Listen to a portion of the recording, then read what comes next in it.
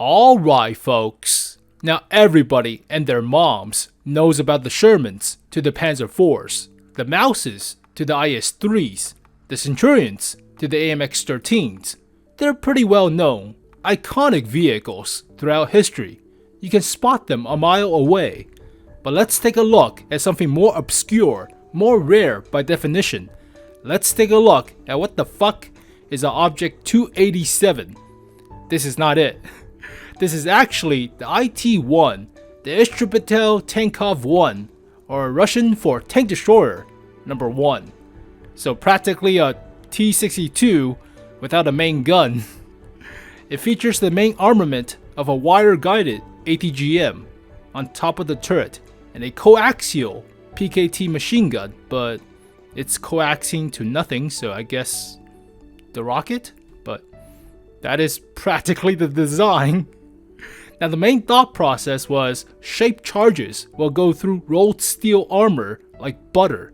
So let's do away with the actual main gun and put a guiding system to your shaped charge. Therefore, it destroys tanks pretty easily, right? Now this was before the actual composition armor or composite armor introduction. So therefore, rockets are not as useful against composite armors or reactive armors, but that was the main thought process. Now there is another downside to this design, and that is you don't want to shoot an expensive rocket as something of a truck or APC like an M113. It's just a steel box. You're shooting a missile at it? What a waste. Not cost effective. So let's improve on that design by strapping two 73mm with autoloaders on top. Unmanned turret or remote control turret with limited traverse but twin 73mm. About the same relationship to the BMP-1, but those two guns also have a coaxial PKT machine gun. And this thing also has a rocket launcher system popping up in the middle. So it is pretty well armed in a sense, but it is based off of a T-64 or the Object 432 in design. So medium tank chassis with rocket pods and autoloader twin 73mm. Oh god. It is only a two-man crew.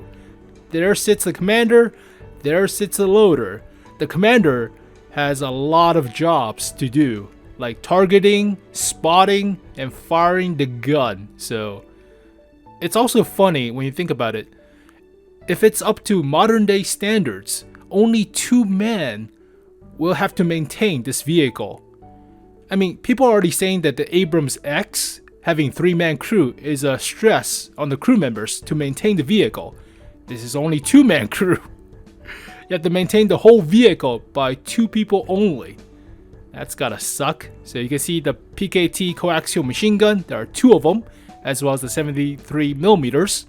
Now, if you already play a bunch of BMPs, they have very low shell velocities.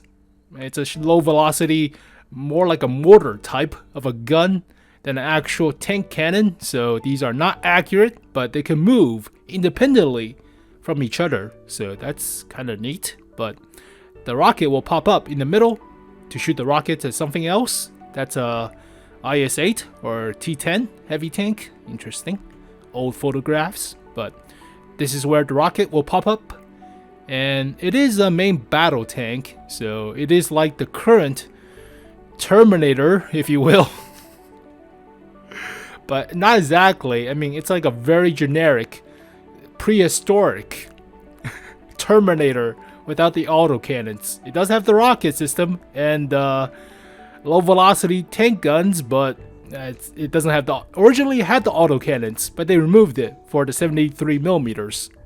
Okay, don't know why, but there you see the rockets on top. I mean, rocket have 250 meters per second shell velocity or rocket velocity, so it's not the fastest, but the main reason they hide it is people could actually shoot at it when it's exposed on top of the turret, therefore detonating it. and blowing up the turret. So that's not a good design. So they hide it inside the hull.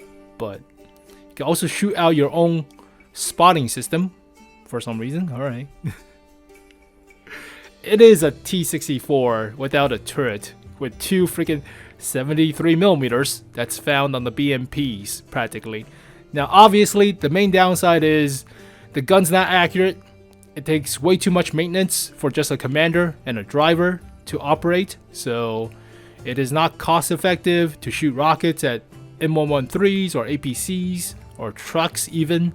So the whole idea was scrapped, and therefore they introduced the BMP-1. So this was actually a predecessor to the BMP-1.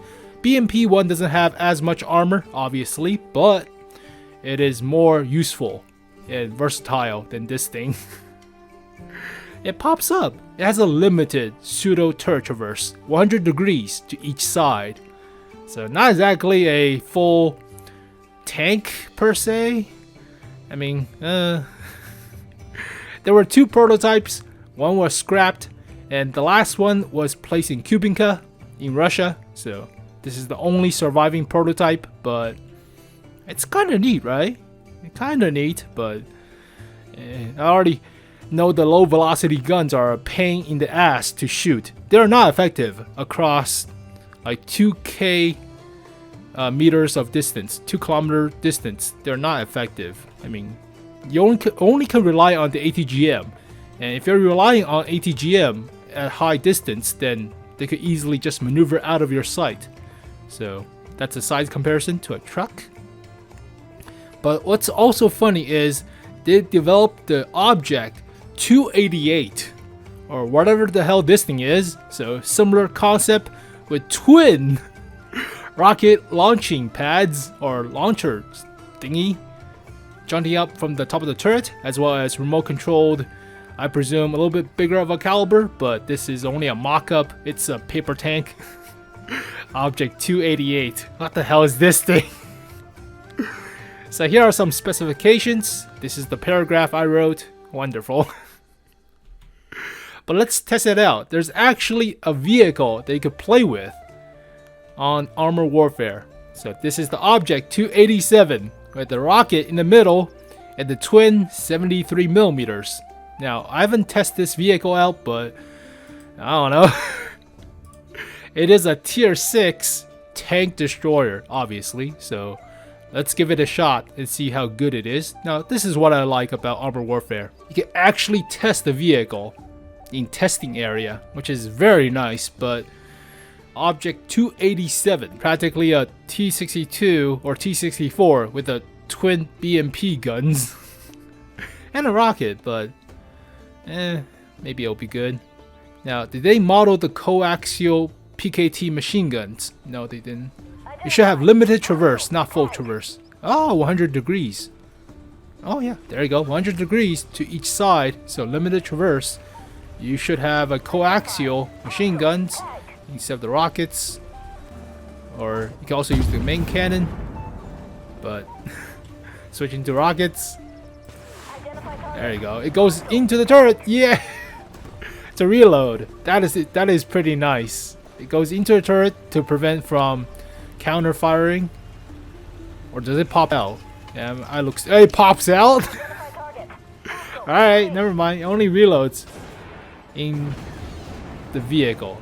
Oof! Oh, Centauro gets wrecked. Oh my god. So it's not bad, but they didn't model the actual coaxial machine guns.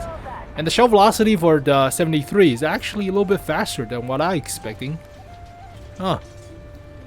So this is the downside to your turret limitations. You cannot even shoot behind your vehicle, so you have to turn the vehicle.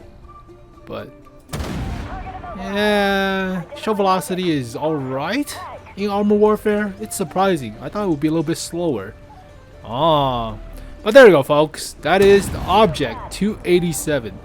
A practical, not really practical, T-64 with a rocket launcher and twin 73mm.